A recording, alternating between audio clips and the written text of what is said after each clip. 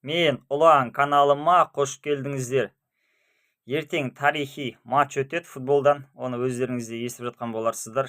Атақты испандық клуб Реал Мадрид пен өзіміздің қазақстандық Қайрат арасында тарихи сәт, яғни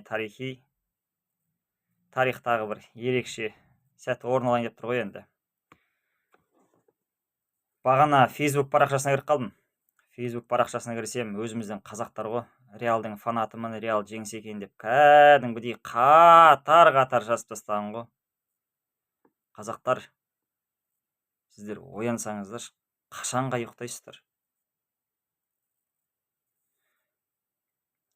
Білмеймін, не айтуға болады. Кәдімгідей ашуым келді бар ғой, қарап отырып. Сөзім жоқ. Мысалға, Реал жақта отырып, Реал жеңсе екен деген өзіміздің жергілікті қазақтарды көрсе, мысалға шетелден келген жанкүйерлер, иә, мыналар жынды деп ойлайды ғой негізі. Шынымен солай ойлайды. Қай мемлекетті көрдіңіздер? Сол мемлекетке барып, мысалға, сол елдің адамдары қарсылас команданы жақтағанды қайдан көрдіңіздер? Ана комментарийлерді оқып отырдым. Қайрат жеңілсе екен, Реал жеңсе екен, Реал мықты команда деп. Кәдімгі жазып отыр ғой. Реалдың мықты екенін бәріміз білеміз ғой, айқын басымдық Реалда ғой. Реал жеңгеннің өзінде бұл жарысқа мысалға Қайраттың қатысқанының өзі тарихи сәт қой. Мен мысалға қуанам.